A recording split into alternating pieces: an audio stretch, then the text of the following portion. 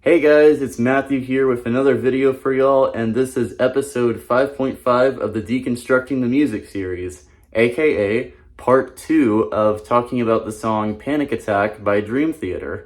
So in order to fully understand all the details, be sure to watch the last video, which is basically episode 5.0, where I talk about the isolated tracks from the song from this app called Crammit, which is a really awesome app for musicians, and they do it in different formatting compared to the Rock Band stems. And since Panic Attack is in both Crammit and Rock Band, I decided to make a separate episode talking about the Rock Band stems. And this basically covers over anything I possibly missed in Crammit, stuff I didn't hear clearly, or some stuff I didn't really think about when making the other episodes. So basically everything that I missed will be in this episode. Thankfully, it's not as long as the Crammit episode, which I know is over like 42 minutes long. So this one is probably going to be like half as long or something like that. So like I said in the other video, let's go ahead and stop this intro of this video and get into the intro of the song. So here we go. This is Rock Band's stem version of Panic Attack.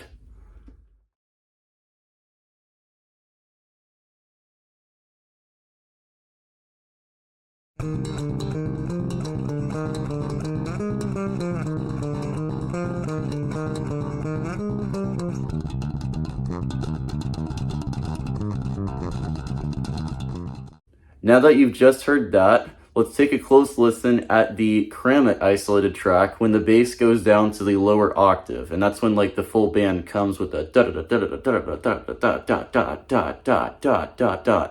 Like that part right there, the bass goes to a lower octave.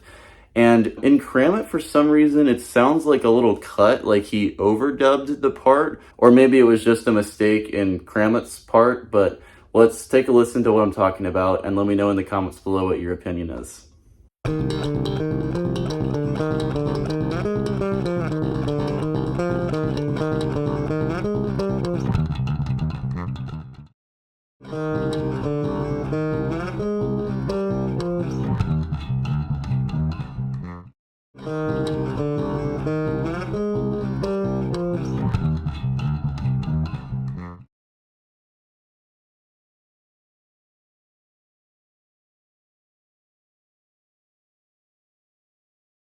Now we're going to go over the drums again, and in the case of the Rock Band stems, we actually have 3 separate drum tracks, which include one for the kick drum, one for the snare drum, and one for the overheads, toms, and I think cymbals too. Now I have already mentioned Mike Portnoy's kick drum patterns, so this is what it sounds like when you isolate just the kick by itself. It sounds crazy, but that's what we got, so here we go.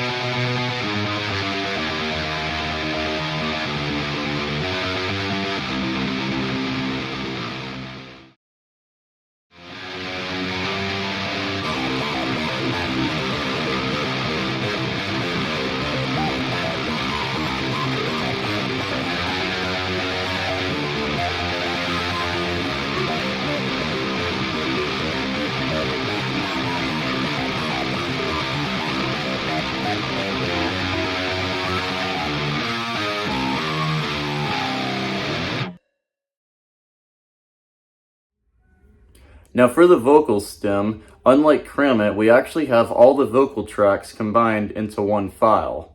Other than that, the only thing that stood out to me is what happens on the chorus. If you listen to the lead vocal versus the one on Crammit, the delay patterns are slightly different. I'm not trying to necessarily grade the Rock Band stems in Crammit of how close they got to the original, but it's just to show it in general and just see if it just sounds cool. In this case, it actually does. So let's compare those back to back. Why do I feel so numb? Is it something to do with where I come from? Should this be fight or flight? I don't know why I'm constantly so uptight. Why do I feel so numb? Is it something to do with where I come from? Should this be fight or flight? I don't know why I'm constantly so uptight.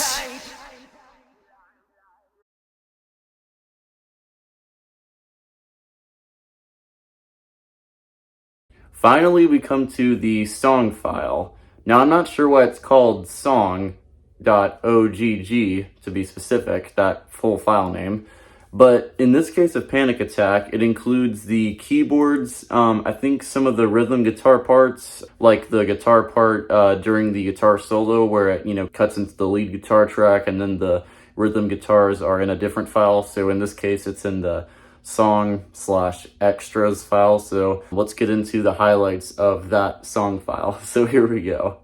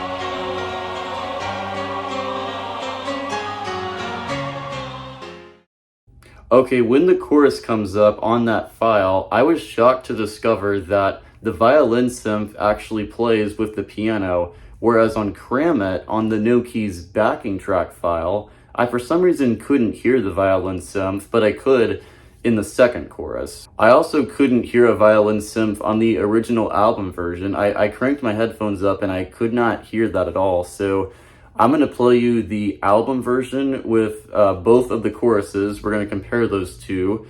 Then I'm going to do the same for the No Keys backing track on Crammit, and then the song file on Rock Band 2. So I would recommend wearing headphones, if you haven't already, on this video, for this part specifically, so you can really listen to the differences and whether you can hear the violin synth or not. So here we go.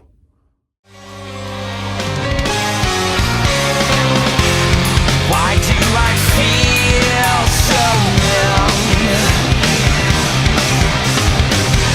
Is it something to do with where I come from? Should this be fight or flight? I don't know why I'm constantly so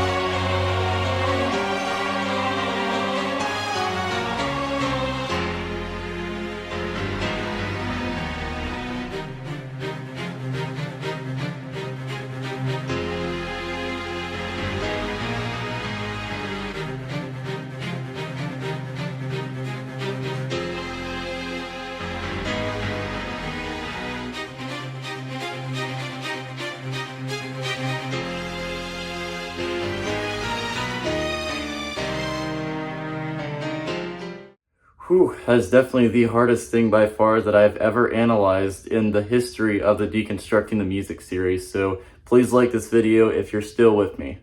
Anyways, before we get to the bridge, I want to go back to the second half of verse number 2 because there's actually that new organ sound that I mentioned in the other video when I talked about the Crammit tracks, and unfortunately you can't hear it in the Crammit tracks, but you can hear it on the album version and actually in the Rock Band stems a lot more clearly, so let's take a look at that.